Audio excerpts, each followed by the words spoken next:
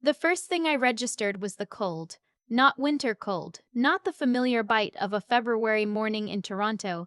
This was clinical, sterile.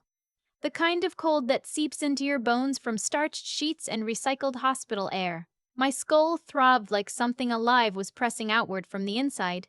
Every breath sent a jagged line of fire across my left side. I tried to swallow, but my throat was sandpaper. A sound escaped me, somewhere between a whimper and a groan, and instantly a hand closed over mine. Warm, familiar, shaking. Simone, baby, open your eyes. Please. My mother's voice. But wrong. Stripped of its usual steadiness, the calm she'd carried through Dad's funeral, through her own cancer scare, through every crisis I'd ever known. This was raw. Terrified. I forced my eyes open. Fluorescent lights stabbed through my vision. Her face swam above me, older than I remembered, the lines deeper, her dark hair pulled back in a hasty knot. Her eyes were swollen and red. Mom, what happened? The memories came in shards. Headlights swinging across the windshield.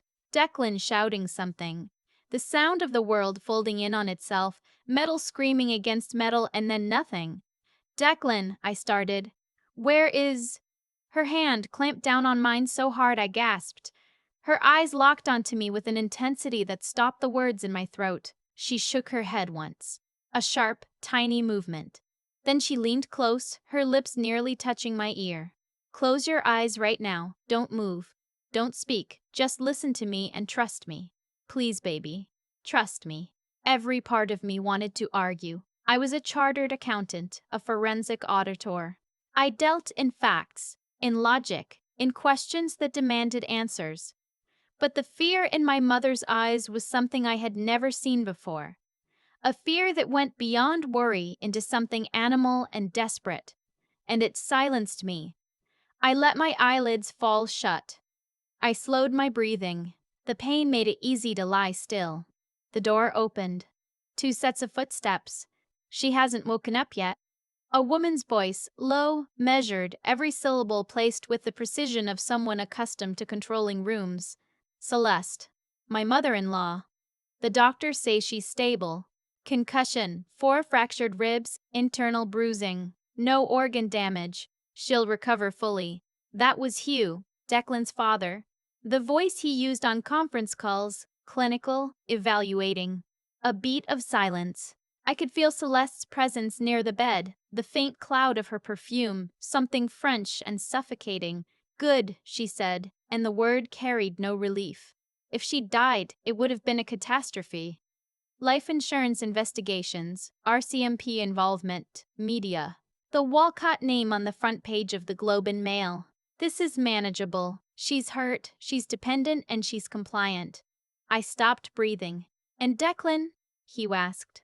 Minor concussion, hairline fracture in his wrist. He'll be discharged tomorrow. Keep him away from her tonight. He's emotional. He might say something we can't walk back. Hugh made a sound of agreement. The fertility workup? I arranged for Dr. Chandra to run a full panel while she was sedated, Celeste said. Results by Friday. But if the impact did what we hope, if the uterine damage is significant enough to be classified as permanent, then the health contingency clause in the prenuptial agreement activates. Inability to fulfill marital expectations, including the provision of biological heirs due to a qualifying medical event. The Rosedale property reverts to the family trust. The joint accounts, which Declan controls, are already structured. She walks away with nothing. Nothing. The word detonated in my skull. Hugh spoke again, quieter now, but I heard every poisoned syllable. The Whitfield family has been patient, but Declan needs to move quickly once this is settled. Julianne Whitfield is an appropriate match. Old money, established name, and she's already carrying his child. The timeline is tight. Carrying his child. The room tilted. Not from the concussion, from the sensation of the floor of my entire life dissolving beneath me. 3 years of marriage. 3 years of believing I was loved. 3 years of slowly giving up my career, my independence, my savings, all funneled into joint accounts, into the Walcott Family Foundation, into the life Declan promised we were building together. And it was a transaction, a con, and the crash had been the trigger to cash me out. Their footsteps retreated. The door clicked shut. Silence pressed in like water filling a lung. Then my mother's hand found mine again. Her tears fell hot against my knuckles. "I heard them in the hallway 2 hours ago," she whispered. "Talking like you were furniture, like you were a line item on a spreadsheet." I wanted to scream, but I couldn't let them know I'd heard. Not here. They own this hospital wing, Simone. The Walcott Pavilion. They own everything. I opened my eyes. The fury was so cold it felt like clarity, like a lens snapping into focus after years of blur. I looked at my mother and said, in a voice I barely recognized, "Mom, I need you to find a payphone. Not your cell, not mine. Call Abena Osei at O.C. Burke in Vancouver. We were roommates at Queen's. Tell her it's me. Tell her I need her right now. Tell her it's a war and they fired the first shot while I was unconscious." My mother wiped her face. The fear was still there, but beneath it something harder surfaced. What do I tell her exactly? Tell her to pull the full prenuptial agreement and every amendment. Focus on the health contingency clause. Tell her to start a forensic trace on every joint account, every trust contribution, every transfer going back to our wedding date. Tell her to look for a secondary email Declan kept from university, his old gaming handle followed by his jersey number, and tell her to get the original fertility report from the hospital, the real one, before anyone has a chance to alter it further. Mom stood, smoothing her coat with trembling hands. And then what? Then I'm going to make them regret every single word they said in this room. She left. I lay in the silence, staring at the ceiling, running numbers in my head the way I'd been trained. Asset flows, holding structures, offshore jurisdictions. I'd spent 6 years at one of the big 4 firms auditing companies that did exactly what I now suspected Hugh Walcott of doing. I'd been hired specifically because I could follow money through shell corporations and layered trusts the way a bloodhound follows a scent. They'd married that skill set. Then they'd convinced me to put it to sleep. Their second fatal mistake. The first was talking in my room. Declan came the next morning, arm in a sling, a bruise darkening his jaw, his blonde hair uncombed. He looked wrecked. He looked like a man in love, terrified of losing his wife. I knew better now. "Simone, oh God, Simone." He gathered my hand, pressing his lips to my fingers. I watched his performance with the detached appreciation of someone studying a well-constructed fraud. The slight quiver of his chin, the way his eyes glistened. Textbook. "What happened?" I asked, keeping my voice fragile. "A pickup ran a red on Avenue Road. I tried to swerve. I tried to shield you." He buried his face in the sheets. "I thought I'd lost you." I stroked his hair with my free hand. The intimacy made my stomach turn. "You're hurt, too." "It's nothing, just a fracture. The important thing is you. Whatever you need, the best specialists, the best rehab. I've already called Dr. Ling at Mount Sinai." I let a tear fall. "Calculated. Our accounts," I whispered. "I quit the CRA last year and the foundation role hasn't paid anything yet. Are we going to be okay?" A micro hesitation. A flicker behind his eyes, so quick that if I hadn't been looking for it, I'd have missed it entirely. "Everything is fine," he said, too smoothly. "Our joint accounts are solid. My parents are helping with the medical bills. You just focus on getting better. Our joint accounts are solid." He didn't say how much. He didn't say where the money was. He offered comfort instead of facts, which is exactly what a liar does when the truth is the one thing he can't afford. "I need a phone," I said, turning my head away as if exhausted. Mine was destroyed. "I just want to text Mom when she's not here. The silence in this room at night is unbearable." He hesitated one beat too long, then produced a new iPhone from his jacket. "Clean, no apps, no history. Here, I'll set it up on our plan. Just don't strain your eyes too much. Thank you." I squeezed his hand. smiled at him, hated every second of it. The moment he left, I powered the phone on and waited for Mom's signal. She appeared 20 minutes later with a sharp nod. Abin is in. She's on a flight from Vancouver tonight. 2 days later, Abena arrived at my mother's apartment in Leslieville, where I'd convinced Declan to let me recover. I played the card perfectly. The big Rosedale house is too empty when you're at work, I'd said. Mom's place is smaller, warmer. I need comfort right now. He couldn't refuse without looking cruel, and the performance of compassion was the only thing holding his act together. Abena spread files across the kitchen table. She was exactly as I remembered from law school. Precise, relentless, her box braids pulled back, her eyes missing nothing. The prenup is a work of art, she said, her pen slashing through paragraphs. The health contingency clause is deliberately vague. It uses phrases like inability to contribute to familial continuity and chronic health disruption incompatible with marital expectations. They could try to argue a sprained ankle qualifies. And the recapture provision claws back everything, your contributions, your inheritance from your dad, all of it, if the clause triggers. I nodded. The forensic auditor in me had already guessed, now the money.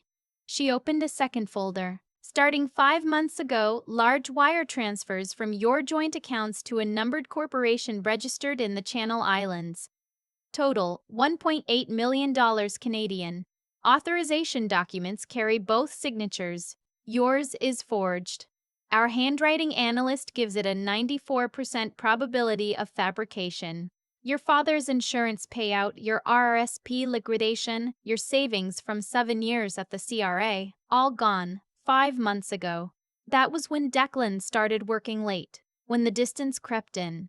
When I'd first seen him with Julianne Whitfield at the Symphony fundraiser, their heads close, laughing. And the medical report? Abena slid 2 documents side by side.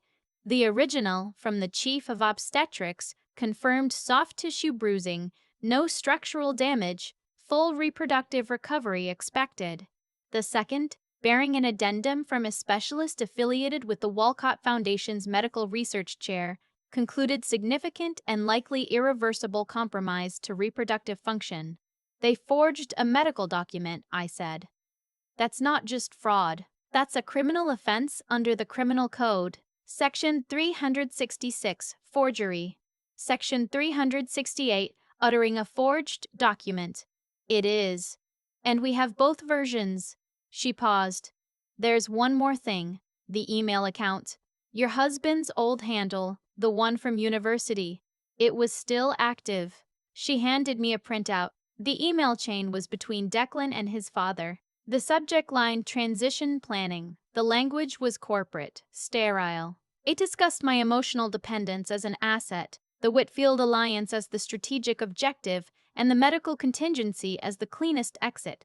The final message, dated 3 days before the crash, read, "The health contingency remains the optimal resolution. If the medical assessment supports permanent impairment, we proceed with the compassionate separation narrative.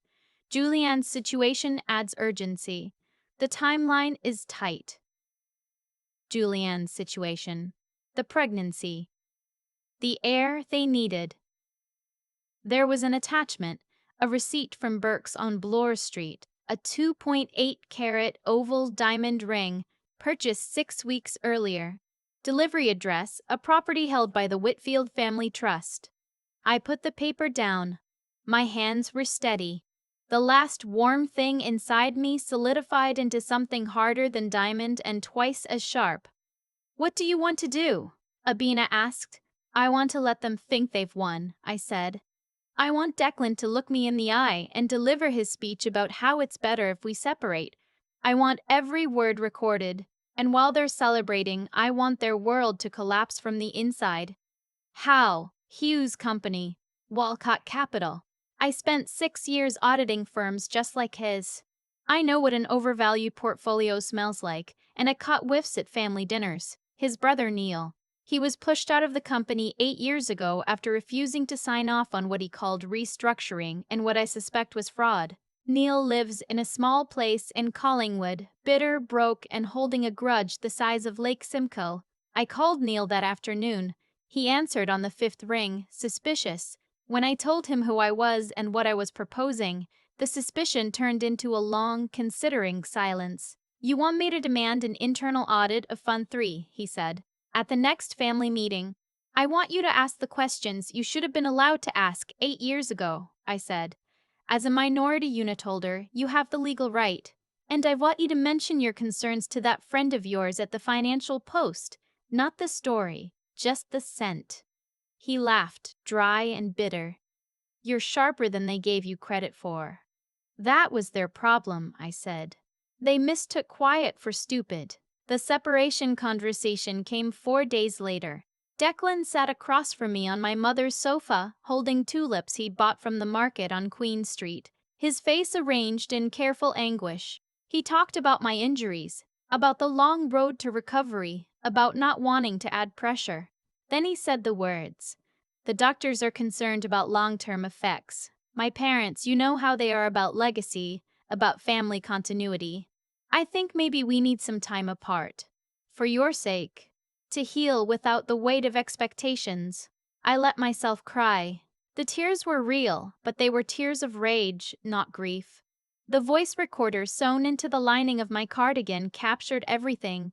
"You're leaving me because I might not be able to have children," I whispered. "No, God, no. I love you. That's why this is so hard.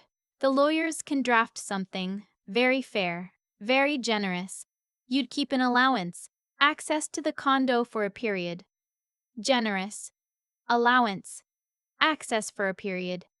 The same vocabulary from the emails. After he left, I handed the recorder to my mother. She stared at it like it was a loaded weapon. It was.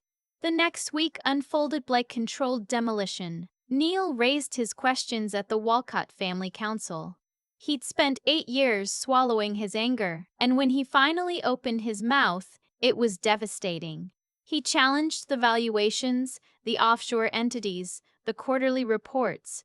The other family members, cousins, and aunts who'd never questioned Hugh's management began to shift in their seats. A carefully worded item appeared in the Financial Post's Street Talk column. Rumblings at Walcott Capital. Internal stakeholders are raising questions about the valuation methodology of a flagship real estate fund. Sources close to the family describe a growing rift. For Bay Street, it was a signal flare. Declan called me that night, his voice stripped of charm. "Simone, what is this? You're contesting the separation? Auditing our finances? We agreed to handle this quietly." I made my voice small. "I got the agreement, Declan. My lawyer read it. It says if I take your money, I can never talk about what happened. It says the condo isn't really mine. I'm scared. I have nothing left." Then I added, almost as an afterthought, "And when Mom was picking up some of my things from the house, she found a receipt in your coat. From Burke's. A diamond ring." "You never gave me a diamond ring, Declan." The silence on the line was absolute. "It was a surprise," he stammered. "For our anniversary. With the accident, I never got the chance." I let the silence stretch. Then, very quietly, "And a friend who works in medical records told me there are 2 different versions of my fertility report. One says, I'm fine. One says I'm not. Do you know anything about that?" "That's insane. You're confused. You're in pain." "Stop listening to whoever is filling your head with this." The panic in his voice was genuine. But it was the panic of a man who'd been caught, not of a man wrongly accused. I recorded every word. That evening, I prepared the package. The original and falsified medical reports. The forged wire transfer authorizations. The email chain between Declan and Hugh. The Burke's receipt. The audio of Declan's stammering denials. Everything verified, sourced, time-stamped. I sent it to investigative journalist at the Toronto Star who'd built her reputation exposing financial fraud among the city's elite. Simultaneously, Abena filed our divorce petition with the Ontario Superior Court of Justice. It didn't just cite breakdown of the marriage. It laid out counts of fraud, conspiracy, intentional infliction of emotional distress, and unjust enrichment. The supporting evidence mirrored exactly what was now sitting in the journalist's inbox. The article went live at 6 in the morning. The headline left nothing to the imagination. The Star ran it with the falsified medical documents side by side, the email exchanges, the financial trail. By noon, trending tags had turned the Walcott name into a synonym for betrayal. Declan called, his voice ragged. "Simone, what have you done?" "I told you the truth," I said. "You just didn't recognize it because you've been lying so long you forgot what honesty sounds like." The Whitfield family issued a statement within hours. Julianne Whitfield severed all contact with Declan. The alliance Hugh had been cultivating collapsed like a house of cards in a crosswind. That evening, Declan appeared at my mother's door, drunk, desperate, pounding with his good hand, shouting through the wood. I called the police. When the officers arrived and asked him to leave, he said the words that every man like him eventually says, "Do you know who I am?" The neighbor across the hall recorded the entire exchange on her phone. It was online before the squad car pulled away. 2 days later, I held a press conference at a women's resource center in Kensington Market. I wore a simple navy blazer, no black. I wasn't mourning. I was rebuilding. "My name is Simone," I said. "I'm here because 3 years ago I trusted the wrong person with my life, my career, and my future. While I lay unconscious in a hospital bed, my husband and his family stood over me and planned how to leave me with nothing. They falsified my medical records. They forged my signature to steal my savings. And they expected me to be too broken and too poor to fight back." I held up both medical reports for the cameras. "I am establishing the Compass Legal Fund," I said, "to provide forensic accounting and legal support to people, primarily women, facing financial abuse and divorce. Because the most dangerous prison has no bars. It's the one built with paperwork and power." The trial lasted 5 days. Abena dismantled the Walcott legal team with surgical precision. She called the hospital records administrator, who verified the 2 reports. She called the forensic document examiner, who confirmed the forged signatures. She called Neil Walcott, who testified about the fraudulent fund valuations with the quiet satisfaction of a man who'd waited 8 years for this moment. And she called Julianne Whitfield, who appeared under subpoena, visibly pregnant and furious. Under questioning, she confirmed the affair, the ring, the promises. "He told me the marriage was over," she said, her voice cracking. "He said it was an arrangement. He said she knew and didn't care. He used me to get what he needed, an heir with the right last name." The judge's ruling was comprehensive. The prenuptial agreement was voided in its entirety due to fraud in its inducement.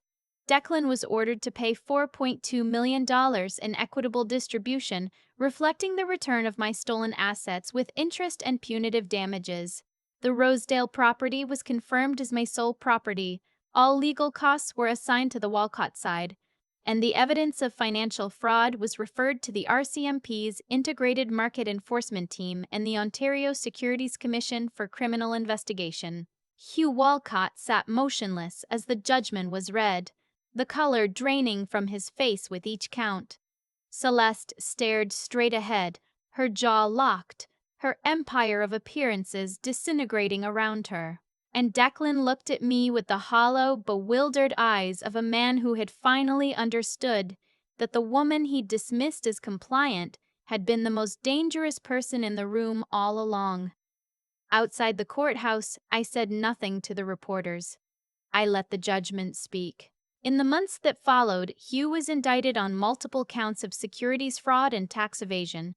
Walcott Capital was dissolved, its assets seized to compensate defrauded investors. Celeste retreated to a family cottage in Muskoka, her social calendar erased. Declan, stripped of his trust fund and radioactive to the circles that once embraced him, disappeared to somewhere out west.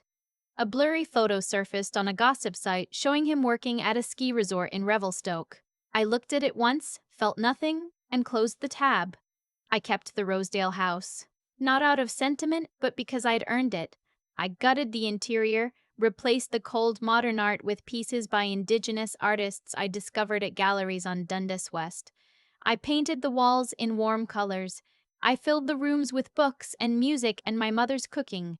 She moved in. Our relationship, already close, became something unshakable. We'd walked through the fire together. The Compass Legal Fund opened its doors in a bright, renovated space in the distillery district. 4 attorneys, 2 forensic accountants, a team of paralegals, and a mission statement that fit on an index card. Nobody walks away with nothing. We took the cases nobody else wanted. The ones where the power gap was vast and the other side had limitless resources. Within a year, we'd won 7 major judgments and helped 43 women reclaim their financial lives. One evening, 10 months after the verdict, I was working late, drafting a motion for a client whose husband had hidden $6 million in cryptocurrency across 14 wallets. My phone buzzed. Unknown number, a 604 area code. Vancouver. I let it go to voicemail. Simone. It's Declan. The voice was stripped bare. No polish, no performance. I know I have no right to call. I saw a photo of you at the Compass Fund Gala. You looked happy. You looked like yourself again. Like the woman I fell in love with before I ruined everything. I paused. I'm in a program. Getting help. My father's trial starts in March. I'm testifying for the Crown. Another pause. I just wanted to say I'm sorry. I know it means nothing. I know it changes nothing. But I am sorry. For all of it. You deserved so much better than what I gave you. I hope you're really as happy as you look. Goodbye, Simone. I sat in the quiet office and listened to the message once. I felt no triumph, no satisfaction, just a vast, clear stillness where the anger used to live. His apology changed nothing, but it was, I believed, the first honest thing he'd said to me in years. I deleted the voicemail. I blocked the number. I closed my laptop, put on my coat, and walked out into the cold Toronto night. The city hummed around me, indifferent and alive. I passed restaurants spilling warmth onto the sidewalk, couples arguing, a busker playing Leonard Cohen on an old guitar. I was part of it all, not watching from behind glass, not performing a role. Just here, my phone buzzed. A text from someone I'd been seeing, a Crown prosecutor I'd met through the Compass Fund's work. Smart, patient, unimpressed by my last name, and deeply, quietly interested in who I actually was. His message read, "Saw your filing in the Rosenberg case today. Brilliant move with the blockchain tracing. If you need a forensic tech contact, I know someone good. Also, there's a new Ethiopian place on Ossington that just got written up. Saturday, no shop talk required." I smiled. A real, unguarded thing. I typed back, "The contact would be great. And Saturday works. I'm choosing the wine." His reply was instant. "Deal. See you at 7. I looked up at the skyline, the CN Tower glowing against the dark, the city I'd almost lost reflected in the winter sky. The past was a closed file. The future was unwritten.